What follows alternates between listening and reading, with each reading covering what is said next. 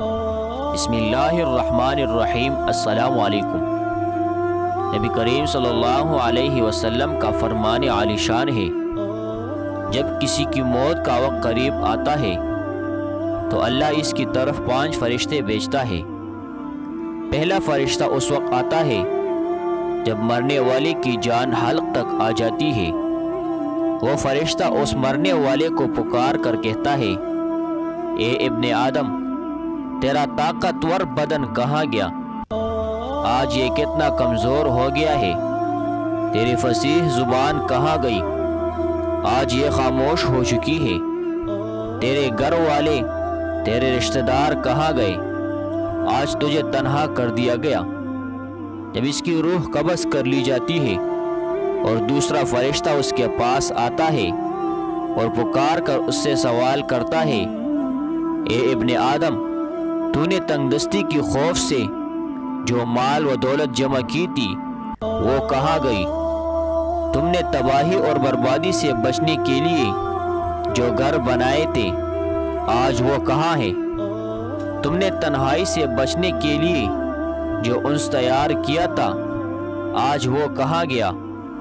جب اس کا جنازہ اٹھایا جاتا ہے تو تیسرا فرشتہ اس کے پاس آتا ہے اور اس سے پکار کر کہتا ہے، اے ابن آدم، آج تو ایک ایسے سفر پر روانہ ہو رہا ہے، اس سفر جیسا لمبا سفر تو نے کبھی نہیں کیا۔ آج تو ایک ایسی قوم سے ملے گا جس سے تو کبھی نہیں ملا۔ آج تجھے ایک ایسے تنگ مکان میں داخل کیا جائے گا، اس سے پہلے تو کبھی اتنے تنگ مکان میں نہیں گیا۔ پھر فرشتہ اس کو پکار کر کہتا ہے کہ آج اگر تو اللہ تعالیٰ کی رضا حاصل کرنے میں کامیاب ہو گیا تو یہ تیری خوشبختی ہے، اور اگر تو ناکام رہا تو یہ تیری بدبختی ہے۔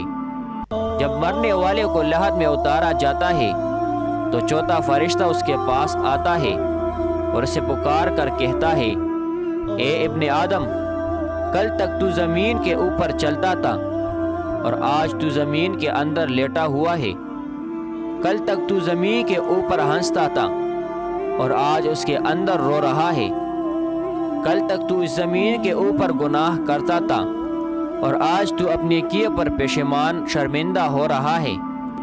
اور جب اس کی قبر پر مٹی ڈال دی جاتی ہے، اس کے گھر والے اور اس کے رشتہ دار اس کو چھوڑ کر واپس چلے جاتے ہیں تو 5واں فرشتہ اس کے پاس آتا ہے، اسے پکار کر کہتا ہے، اے ابن آدم، وہ لوگ جو تجھے چھوڑ کر چلے گئے، اگر وہ تیرے پاس ٹھہر بھی جاتے تو پھر بھی تجھے کوئی فائدہ نہیں پہنچا سکتے تھے۔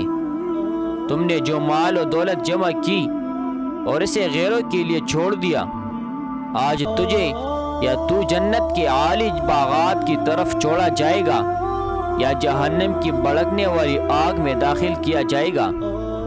اے ایمان والو، یہ زندگی بہت مختصر اور فانی ہے۔ موت تو ایک دن آنی ہی ہے اور سب کو ان کے اعمال کے مطابق جزا یا پھر سزا ہوگی۔ اس زندگی میں نیک کام، نیک اعمال اور اللہ کی خوشنودی کی طرف مصروف ہو جائے۔